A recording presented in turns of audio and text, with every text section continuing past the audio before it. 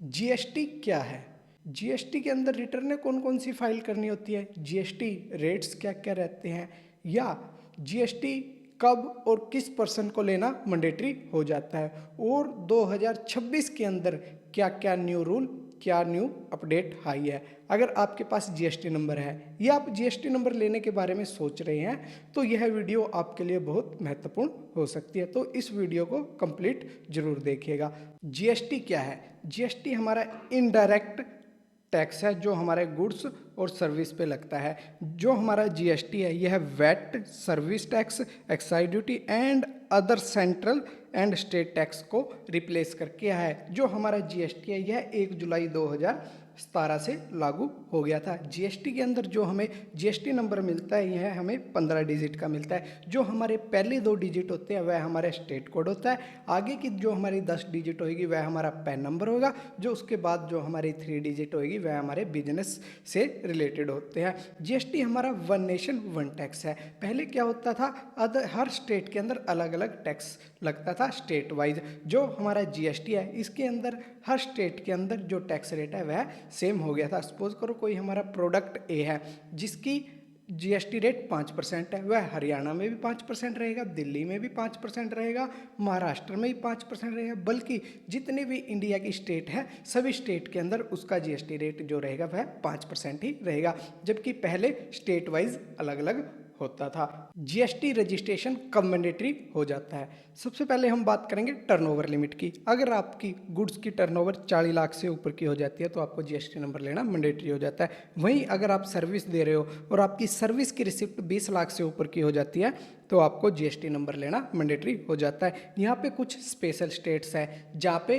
Turnover की limit कुछ अलग रहती है। अगर स्पेशल स्टेट्स के अंदर आपकी गुड्स के केस में टर्नओवर 20 लाख की और सप्लाई के केस में रिसिप्ट 10 लाख की हो जाती है तो आपको जीएसटी नंबर लेना मैंडेटरी हो जाता है। अगर आपकी टर्नओवर 1.5 करोड़ से कम की रहती है पूरे साल के अंदर तो आप कंपोजिशन स्कीम के अंदर भी अपना जीएसटी नंबर रजिस्टर्ड करवा सकते हो। अगर फ्यूचर में आपकी टर्नओवर 1.5 करोड़ से ज़्यादा हो जाती है तो आप उस जीएसटी नंबर को शिफ्ट भी कर सकते हो रेगुलर स्कीम के अंदर। अब कुछ ऐसे केस जहाँ पे हमें जीएसटी नंबर लेना मैंडेटरी ही हो जाता है, वहाँ पे टर्नओवर लिमिट मायने नहीं रखती है। अगर आप अपनी सप्लाई इंटरस्टेट दे रहे हो, ई कॉमर्स के ऊपर आप अपनी सप्लाई कर रहे हो जैसे कि अमेजोन पर, फ्लिपकार्ट पर, अगर आप रिवर्स चार्ज टैक्स पेयर हो, आईएसडी हो, एनआरपीटीसी हो तो आपको जीएसटी नंबर लेना मैंडेटरी हो जाता है। जीएसटी रजिस्ट्रेशन के लिए हमें सबसे पहले जीएसटी की साइट के ऊपर आना होता है जो कि हमारी gst.gov.in है। सर्विस में जाएंगे, सर्विस पे रजिस्ट्रेशन के अंदर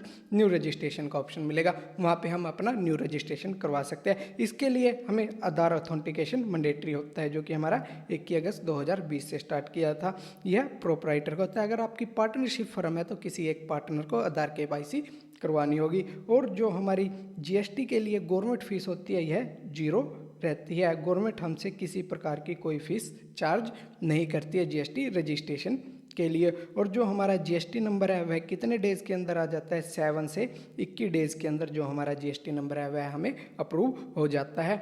और जो इसके लिए डॉक्यूमेंट है वह क्या क्या होते हैं, इसके में हमें पैन कार्ड, आधार कार्ड, एड्रेस प्रूफ जहाँ पे हम अपना बिजनेस कर रहे हैं उसका एड्रेस प्रूफ। अगर आपकी वह प्रॉपर्टी खुद की है तो रजिस्ट्री या इलेक्ट्रिसिटी बिल लगा सकते हो। अगर आपने रेंट पे लेकर अपना बिजनेस किया है तो रेंट डीड और ओनरशिप प्रूफ के लिए इलेक्ट्रिसिटी बिल या एनओसी आपको लगानी होगी।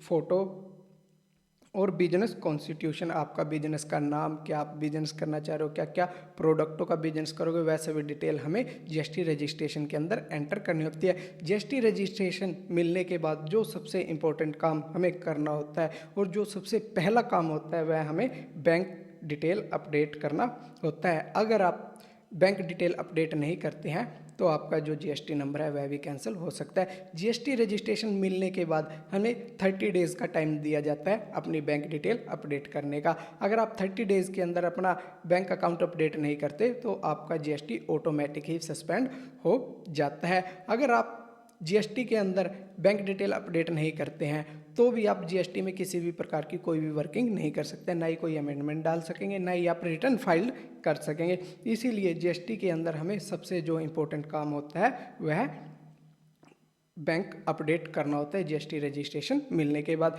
जीएसटी रजिस्ट्रेशन वैसे तो 7 से 21 डेज़ के अंदर आता है, लेकिन जो हमारा 2026 के अंदर जीएसटी 2.0 सिंप्लीफाई रिफॉर्म चल रहा है, जिसके अंदर जो हमारा जीएसटी रजिस्ट्रेशन के अंदर एक न्यू स्कीम भी आई हुई है जो कि हमारी रूल 14A की है। इसके अंदर क्या होता है, जो हमारा जीएसटी नंबर है वह 3 डेज़ के अंदर मिल जाता है। इसमें एक कंडीशन आती है, वह कंडीशन क्या रहती है, अगर आपकी B2B की सप्लाई होती है उसकी टैक्स लायबिलिटी 2.5 लाख से कम की रहती है तो आप इस स्कीम के अंदर अप्लाई कर सकते हो। अगर आपकी 2.5 लाख से ज़्यादा की हो जाती है तो आप इस स्कीम के लिए एलिजिबल नहीं होते। अगर आप इस स्कीम में अप्लाई करते हो तो जो आपका जीएसटी नंबर है वह 3 डेज़ के अंदर आ जाता है। 3 डेज़ तो बल्कि मैक्सिमम डेज़ है, बल्कि 3 से 4 घंटे के अंदर जो आपका जीएसटी रजिस्ट्रेशन है वह अप्रूव हो जाता है। अगर फ्यूचर के अंदर जो आपकी टैक्स लायबिलिटी है वह 2.5 लाख से ज़्यादा की हो जाती है तो आप इस जीएसटी को नॉर्मल जीएसटी के अंदर भी ट्रांसफ़र कर सकते हो।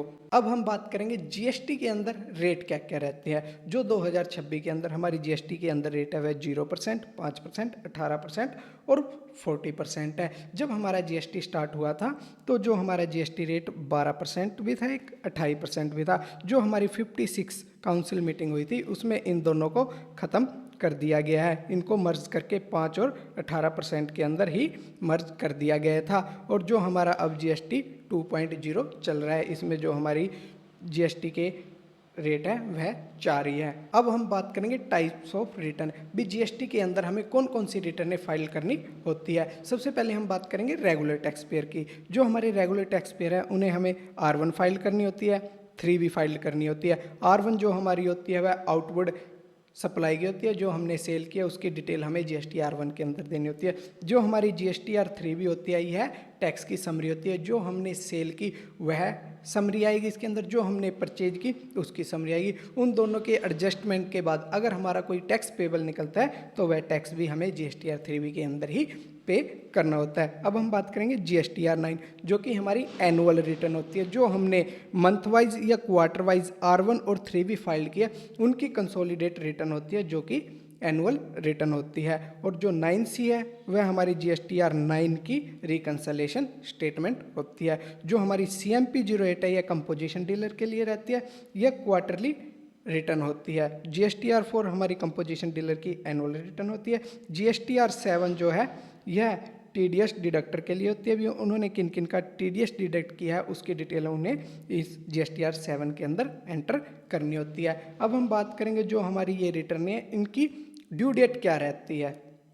सबसे पहले हम बात करेंगे रेगुलर टैक्स पेयर की। रेगुलर टैक्स पेयर के अंदर अगर आपकी टर्नओवर 5 करोड़ से ऊपर की हो जाती है तो आपको जो रिटर्न है वह मंथली बेस पे फाइल करनी होती है। मंथ एंड होने के बाद जो हमारी जीएसटी R1 की ड्यू डेट रहती है वह नेक्स्ट मंथ की 11 तारीख रहेगी। और जो 3 भी है उसकी जो हमारी ड्यू डेट है वह 20 तारीख रहेगी। सपोज करो जो हमारा अप्रैल मंथ की रिटर्न भरनी है हमें, तो जो हमारी उसकी अप्रैल मंथ की ड्यू डेट रहेगी वह 11 मई रहेगी। और जो 3 भी की जो ड्यू डेट रहेगी वह 20 मई रहेगी। वही अगर हम बात करें आपकी टर्नओवर 5 करोड़ से कम रहती है तो आप क्वार्टरली रिटर्न फाइल कर सकते हो, जो कि हमारी QRMP स्कीम होती है, जो कि क्वार्टरली रिटर्न मंथली पेमेंट होती है। अगर आपकी R1 की ड्यू डेट क्वार्टर एंड होने के बाद नेक्स्ट मंथ की 13 तारीख रहती है। और जो 3 भी है उसमें हमारी 2 कैटेगरियाँ बनाई गई है स्टेट वाइज। जो फर्स्ट कैटेगरी होती है उसकी तो 22 तारीख रहती है, जो सेकंड कैटेगरी है उसकी 24 तारीख रहती है। अगर आप क्वार्टरली रिटर्न भरते हो और R1 की जगह आप IFF भरना चाहते हो तो IFF की भी जो हमारी ड्यू डेट रहेगी वह मंथ एंड होने के बाद नेक्स्ट मंथ की 13 तारीख IFF की हमारी ड्यू डेट रहती है। अब हम बात करेंगे जीएसटी R9 की ड्यू डेट क्या रहती है। जो हमारे ईयर एंड होने के बाद 31 दिसंबर हमारी जीएसटी R9 की ड्यू डेट रहती है। जैसे कि फाइनेंशियल ईयर 25-26 की जो हमारी 9 की ड्यू डेट रहेगी वह 31 दिसंबर 2026 रहेगी। 9C की भी जो हमारी ड्यू डेट है वह सेम रहती है। अगर हमारी टर्नओवर 2 करोड़ से कम की होती है तो हमें R9 ऑप्शनल होता है। 2 करोड़ से ज़्यादा होने पे हमें R9 भरना मैंडेटरी हो जाता है। और जो हमारी 9C की टर्नओवर लिमिट रहती है वह 5 करोड़ की रहती है। अगर 5 करोड़ से ज़्यादा की हमारी टर्नओवर हो जाती है तो हमें 9C फाइल करना मैंडेटरी हो जाता है। अब हमें रिटर्न कैसे फाइल करनी होती है, हम जीएसटी की साइट पे लॉगिन करेंगे। लॉगिन करने के बाद डैशबोर्ड पे जाएंगे। डैशबोर्ड पे हम अपना मंथ क्वार्टर सेलेक्ट करेंगे, जिस मंथ की हम रिटर्न फाइल करना चाह रहे हैं। जैसे हम GST R1 कर रहे हैं तो GST R1 को ओपन करेंगे। उसके अंदर हमें अलग अलग कॉलम मिलेंगे, जैसे B2B के लिए अलग कॉलम, B2C के लिए अलग कॉलम। वहाँ पे हम अपने बिलों की डिटेल को एंटर करेंगे, एक्सपोर्ट की, क्रेडिट, डेबिट नोट, सभी डिटेल हम एंटर करके अपनी रिटर्न को सबमिट कर देंगे। जो हमारी GSTR 3B है, यह भी हमें GST साइट पे लॉगिन करेंगे, रिटर्न डैशबोर्ड पे जाएंगे, सिलेक्ट मंथ करेंगे, फाइल GSTR 3B का फॉर्म को ओपन करेंगे। यहाँ पे हमें केयरफुली वेरीफाई करना होता है। इसके अंदर हमें डिटेल एंटर करने की नहीं होती। जो हमारी सेल की समरी है वह हमारी R1 से ऑटो पॉपुलेट होती है, और जो हमारी परचेज है वह GSTR 2B से ITC आ जाता है। उन दोनों को अच्छे से रिकनसाइल्ड करके वेरीफाई करके हम GSTR 3B को फाइल कर देंगे। अब हम बात करेंगे लेट फीस की। अगर हम अपनी रिटर्नों को लेट फाइल करते हैं तो क्या लेट फीस रहती है। हमारी रेगुलर रिटर्न है, अगर हम लेट फाइल करते हैं तो पर डे 50 रुपये लेट फीस रहती है। मैक्सिमम लेट फीस हमारी 5,000 रुपये की रहती है। अगर हमारी कोई पेमेंट लेट हो जाती है तो उस पर हमारा 18% इंटरेस्ट भी लगता है। और जो हमारी एनुअल रिटर्न है उसकी हमारी जो लेट फीस है वह 200 रुपये पर डे की रहती है। 100 रुपये, 100 रुपये CGST, 100 रुपये SGST। और जो हमारी मैक्सिमम लेट फीस रहेगी वो 0.5% एनुअल टर्नओवर करेगी। और जो हमारी GSTR 9 मैंडेटरी होती है वह 2 करोड़ से ऊपर टर्नओवर के लिए, और 9C 5 करोड़ से ऊपर टर्नओवर के लिए मैंडेटरी रहती है। अब हम बात करेंगे नील रिटर्न की।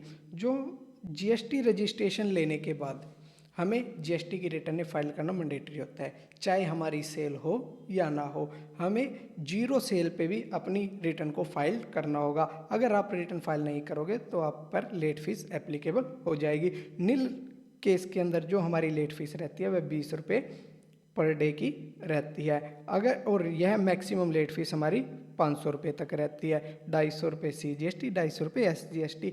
नील रिटर्न भी फाइल करना मैंडेटरी है, चाहे आपकी ट्रांजैक्शन जीरो की हो। अब हम बात करेंगे 2026 के अंदर जो इम्पोर्टेंट चेंज आए हैं। अगर हमारी कोई रिटर्न हमने फाइल नहीं की, 3 साल से ऊपर हो गए हैं, तो वह हमारी क्लोज हो जाएगी।